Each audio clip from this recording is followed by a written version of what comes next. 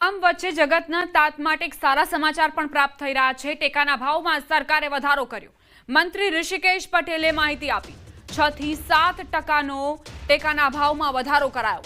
મગફળીની ટેકાના ભાવે ખરીદીમાં મોટી નોંધણી। 9 લાખ ખેડૂતોએ નોંધણી કરાવી છે। આ સંખ્યા જ દર્શાવે છે કે ખેડૂતોને સરકાર પર વિશ્વાસ છે। 25-26 કૃષિના ભાવો એમને જાહેર કર્યા છે। એ જાહેરમાં લગભગ 3 થી 10% વધારો આપણને મળ્યો છે, જેથી કરી આગામી સમયમાં રવિ સિઝનમાં ખેડૂતોએ ટેકાના ભાવના આધારે પોતાનું ખેતીનું પ્લાનિંગ કરી શકે।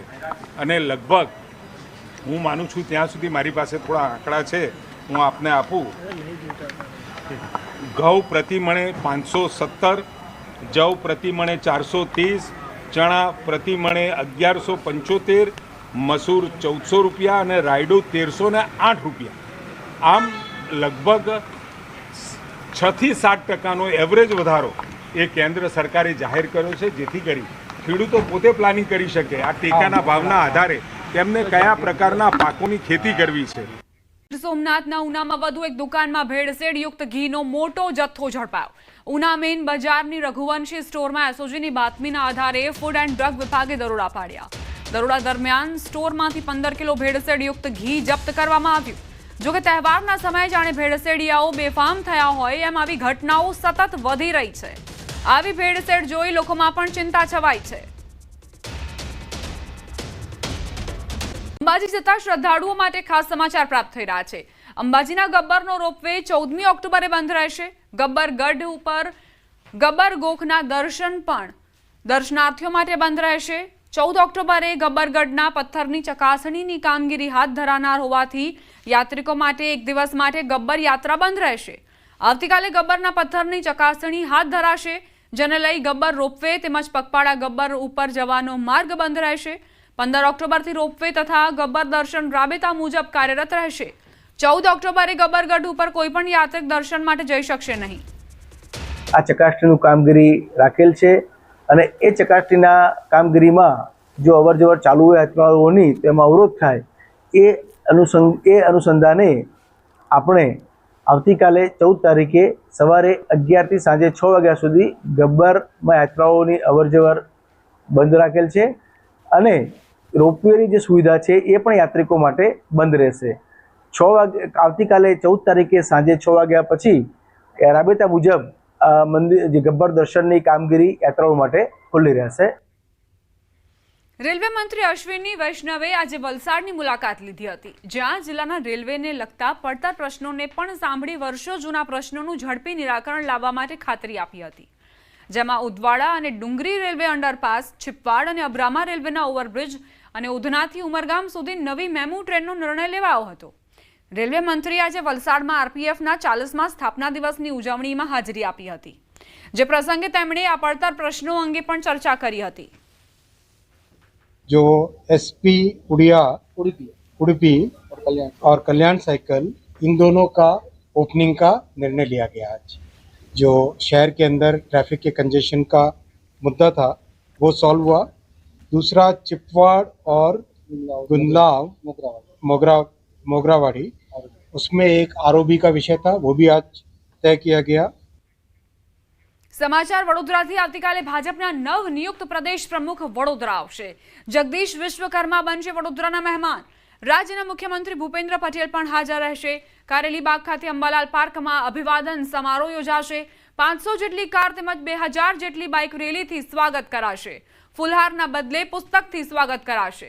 જાહેર સભાનું પણ આયોજન કરવામાં આવ્યું છે। સાધુ સંતો કાર્યકર્તાઓ નાગરિકો હાજર રહેશે। એ પ્રવાસમાં મધ્ય ઝોનની અંદર એટલે કે આપણો 8 જિલ્લાઓનો જે મધ્ય ઝોન બને છે એ મધ્ય ઝોનમાં વડોદરા ખાતે એમનો પ્રવાસ નિર્ધારિત થયો છે, જે આવતીકાલે એટલે કે 14 તારીખે મંગળવારે સાંજે 5 વાગે અંબાલાલ પાર્ક કારેલીબાગ ખાતે આયોજિત થવા જઈ રહ્યો છે। પ્રદેશ ભાજપના નવનિયુક્ત પ્રમુખ જગદીશ વિશ્વકર્મા આવતીકાલે વડોદરા શહેરની મુલાકાતે છે અને તેઓ પ્રથમ વખત જે કાર્યભાર સંભાળ્યા બાદ વડોદરા ખાતે આવવાના છે, ત્યારે અત્યારે તમે દ્રશ્યો જે છે તે સીધા જોઈ રહ્યા છો કે કારેલીબાગ અંબાલાલ પાર્ક ખાતે એક ભવ્ય કાર્યક્રમ જે છે તે યોજાવાનો છે અને પ્રદેશ ભાજપ પ્રમુખની સાથે સાથે જે રાજ્યના મુખ્યમંત્રી ભૂપેન્દ્રભાઈ પટેલ છે તેઓ પણ આ કાર્યક્રમમાં ખાસ ઉપસ્થિત રહેવાના છે. બીજી મહત્ત્વની વાત અહીંયા એ છે કે જ્યારે પણ કોઈ મહેમાન આવતા હોય શહેરમાં ત્યારે ફૂલહારથી તેમનું સ્વાગત થતું હોય છે, પરંતુ આ વખતે ભાજપ દ્વારા નવતર અભિગમ જે છે તે અપનાવવામાં આવ્યો છે અને ફૂલહારને બદલે લાઇબ્રેરીમાં ઉપયોગમાં લેવાતી જે ચોપડીઓ હોય છે, પુસ્તકો હોય છે, તેમજ જે A4 સાઇઝના ચોપડા હોય છે તેનો ખાસ ઉપયોગ જે છે તે મહેમાનોના સ્વાગતમાં કરવામાં આવનાર છે. એટલે મેં કીધું પ્રમાણે કે આવતીકાલે બપોર બાદથી જ આખો જે કાર્યક્રમ છે તેની શરૂઆત થઈ જશે. સાંજના સમયે અહીંયા જાહેર સભા જે છે તે થવાની છે, અભિવાદન કાર્યક્રમ જે છે તે થવાનો છે. એને લઈને વડોદરા શહેર ભાજપ દ્વારા એ તમામ પ્રકારની જે તૈયારીઓ છે તે પૂર્ણ કરી દેવામાં આવી છે અને આ તૈયારીઓને અત્યારે આખરી ઓપ જે છે તે આપવામાં આવી રહ્યો છે. હાર્દિક દીક્ષિત, ન્યૂઝ 18 ગુજરાતી, વડોદરા. સમાચાર રાજકોટથી પ્રાપ્ત થઈ રહ્યા છે. રાજકોટમાં ફટાકડા અને રંગોળીના કલરની માંગ વધી છે. દિવાળીના તહેવારને લઈ લોકોમાં અનેરો ઉત્સાહ જોવા મળ્યો છે. દિવાળીના પર્વને લઈ સદ્દર બજારમાં રોનક જોવા મળી રહી છે. ફટાકડા બજારમાં ફટાકડાની દુકાનોમાં પણ અવનવી વેરાયટીઝ જોવા મળી. આ વર્ષે ગત વર્ષ કરતાં ફટાકડાના ભાવમાં 15 થી 20% વધારો જોવા મળી રહ્યો છે. તો બીજી તરફ હોલસેલની ખરીદી છેલ્લા 10 દિવસથી શરૂ થઈ ચૂકી છે, જ્યારે રિટેલ ખરીદી શરૂ થતાં હજુ પણ 4 થી 5 દિવસનો સમય લાગી શકે તેમ છે. વેપારીઓને ગત વર્ષની સરખામણીએ આ વર્ષે વેપાર વધુ થવાની આશા સેવાઈ રહી છે. બાળકોને જે છે ને ફેન્સી ફટાકડામાં જાજો ઇન્ટરેસ્ટ છે. વેવાકીની વાત કરું તો સાંજે 7 વાગ્યા પછી વેવાકી ચાલુ થઈ જાય, રાતે 1-1.5 વાગ્યા સુધી રહે છે. તેના એક્ઝામના લીધે છે ને થોડુંક ડર લાગે છે. 15 તારીખે એક્ઝામ પતે ને પછી એવું લાગે છે કે ભાઈ માહોલ જાજો નીકળશે. ભાવ વધારાની વાત કરું તો 15-20% ભાવ વધારો છે. આ વર્ષે કલરના વેપારમાં એમ હતું કે વરસાદને હિસાબે થોડી ગ્રાહકી ઓછી રહેશે, પણ પાછળથી જે દશેરા પછી જે વરસાદે વિરામ લીધા પછી એ ડબલ ગ્રાહકી થઈ. જે અમારો અંદાજ હતો કે 6000 ટનનો વેપારનો અંદાજ હતો તે 10000 ટને પણ પહોંચી જશે અને ધીમે ધીમે કલરના વેપારમાં ખૂબ જ આ વખતે ડબલ ગ્રાહકી છે. અને બીજું કે આ વખતે થોડોક 10% ભાવમાં પણ વધારો છે. ખરડી જાતિના લોકો દ્વારા બનાવાતું ફર્નિચર છોટાઉદેપુરની ઓળખ બન્યું. સંખેડા ગામ કે જેનું ફર્નિચર દેશમાં જ નહીં પરંતુ દુનિયામાં પણ પ્રખ્યાત છે. વિશ્વભરમાંથી સંખેડાના ફર્નિચરની માંગ ઉઠી રહી છે.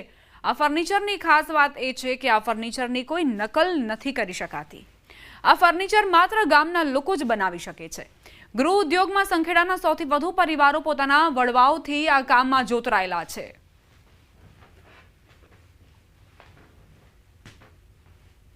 સંખેડા અમારો પરિવાર ટોટલ 150 પરિવાર છે. અમારા જે 150 જે અમારો સમાજ છે એ આ બધા ભેગા મળીને સંખેડા ફર્નિચરનું નાની મોટી બધી દરેક લોકો વસ્તુ બનાવે છે, અવનવી એકબીજાને વેચીને કાર્ય કરીએ છીએ અમે. અને અમારો મેઇન મૂળ જે અત્યારનું જે સંખેડાનું મેઇન ફોકસ છે તે ઝૂલાનું છે. તે ઝૂલામાં અમારું વિશ્વમાં પ્રસિદ્ધ પ્રખ્યાત છે અમારું. આજે અમારું જે દરેક નાની વસ્તુ મોટી વસ્તુ દરેક એક્સપોર્ટ થવા લાગી છે. મૂળ વસ્તુ છે અત્યારે અમારે ડિજિટલ માર્કેટિંગની જરૂરત છે. તો ધીરે ધીરે અમારી જે યંગસ્ટર છે તે જોબમાંથી હવે ધંધામાં વિકસે છે. એમને પણ આ ધીરે ધીરે સંખેડાને ડેવલપ કરવા માટે એ લોકો પણ હવે આ ધંધામાં ઇન્ટરેસ્ટ લઈ રહ્યા છે. ખરડી જાતિના લોકો વર્ષોથી લાકડામાંથી ઘર વપરાશની વસ્તુઓ, સોફા, ટીપોઈ, ઝૂલા, ખુરશી, લગ્ન મંડપના ગેટ સહિતની વસ્તુઓ બનાવે છે. સાગના લાકડા પર કોતરકામ કરી તેની પર સ્પેશિયલ અને ખાસ પ્રકારના કલરથી ડિઝાઇન કરીને આ ફર્નિચર તૈયાર કરવામાં આવે છે, જે તેની સુંદરતામાં 4 ચાંદ લગાવી દે છે. જે વર્ષો સુધી ટકાઉ અને મજબૂત હોય, લોકોમાં આકર્ષણ પેદા કરતા તેની પસંદગી લોકો કરતા હોય છે.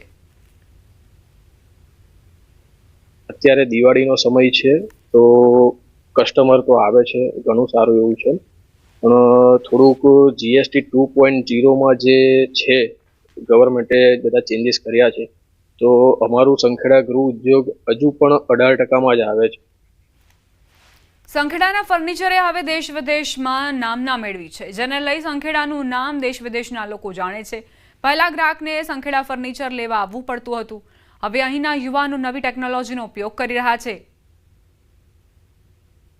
આ સંખેડા જે ફર્નિચર જે હસ્તકલા છે એનું અમે કામ કરીએ છીએ. આની ઉપર નવીન પ્રકારની ડિઝાઇનથી, હાથની પેઇન્ટિંગથી અનેક પ્રકારના લાકડાને ઘાટ આપીને ફર્નિચર તૈયાર કરવામાં આવે છે. આ વસ્તુ સંખેડા તાલુકો છોટાઉદેપુર જિલ્લામાં એકલું જ થાય છે. બીજે દેશ વિદેશમાં પણ કશે જ થતું નથી. આની લોકો બહુ કોપી કરવાની કોશિશ કરે છે, પણ આના જેવું થતું જ નથી. લોકો ઘણા આવીને ગયા, રિસર્ચ કરીને ગયા, આનો કોપી કરે છે, પણ આના જેવું બનતું જ નથી. દરેક વસ્તુ સાગના લાકડામાંથી અમે બનાવીએ છીએ, તે વસ્તુ વર્ષ ટકી રહે છે. આજે ગ્રાહક 20-25 વર્ષ લગીને એને કશું થતું નથી ને ક્વોલિટી બધી એકદમ સારી આવે છે. કલર ને બધું અમારું 20-25 વર્ષ લગીને એવા ને એવું રહે છે અને વસ્તુમાં કંઈ અમારે ડેમેજ કે કશું થતું નથી.